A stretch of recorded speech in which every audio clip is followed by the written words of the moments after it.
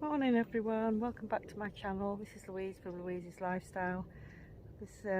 Back at the allotment this morning, just having a morning cuppa. I've been down to the polytunnel. You can see that white structure in the distance, and I've watered the plants in there and did a bit of watering on Shawarna's plot and mine. And I'll show you what I'm going to be talking about today is aubergines mainly. And I also did a little wander around the allotments, looking at all the flowers, how beautiful they are, growing flowers with vegetables. So I hope you enjoy this video. Thank you.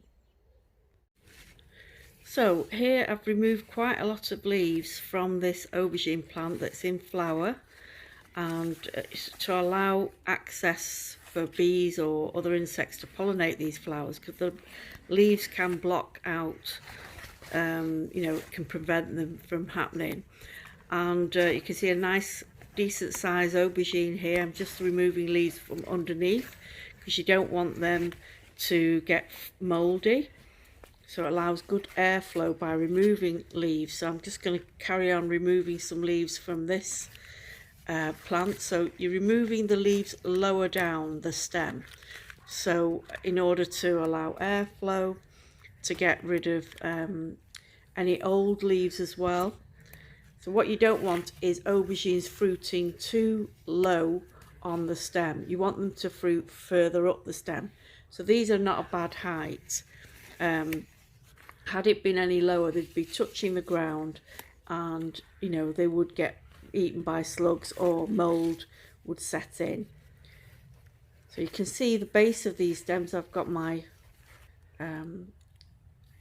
that's a little close-up of my Psidium guava there, a few plants there. So the stems at the bottom are fairly clear, but the tops have got nice, they branch automatically. You don't have to pinch them out in order for the aubergine to branch. So what you want is the fruit and the flowers at the top of the plant. The taller it grows, the better, and obviously they do grow faster in the polytunnel.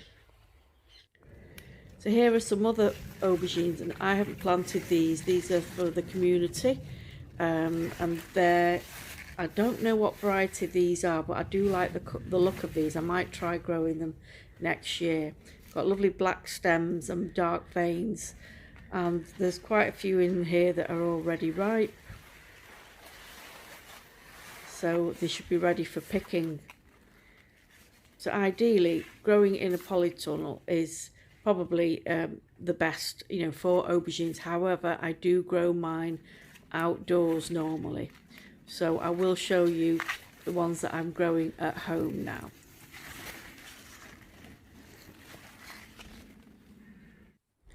So we're having a look at the containers in the front garden, and these are my chilies, but we're talking about aubergines today. So these are growing outdoors, no shelter, and they were started off indoors, and then they progress. Normally I put them out after the first frost, and let them continue to grow. Now they're not as big as the ones in the polytunnel, but they are flowering, so they are at the same stage.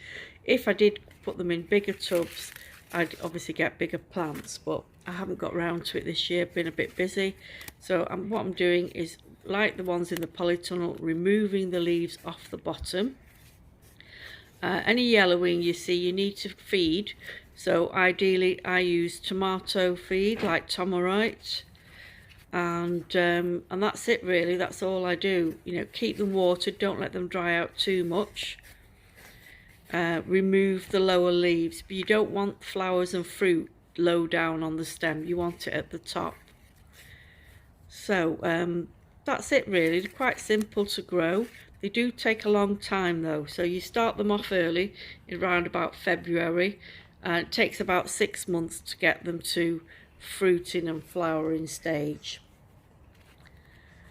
and keep them fed. Once they've reached a certain size, you start giving them tomato feed. That little bottle at the back there, that's my slug trap. So I'm just picking off odd leaves as well, ones that look like they're damaged, or they might be getting fungus on them. And ideally, oh, there you go, there's one of my aubergines. So it's at the same stage, a little bit behind the ones in the polytunnel, but not much. We've been really fortunate, we've had really hot weather and they do like the heat. So if you're growing aubergine at home, you don't have a polytunnel, get them in containers, start them off in this size container, but then you can get them into a bigger size. As I say, I haven't done it with these, you know, I might do it with this one. I might just repot that into a bigger pot and you'll see how it grows. So thanks very much for watching, everyone. Please like and subscribe, share with your friends. Thank you. Bye bye.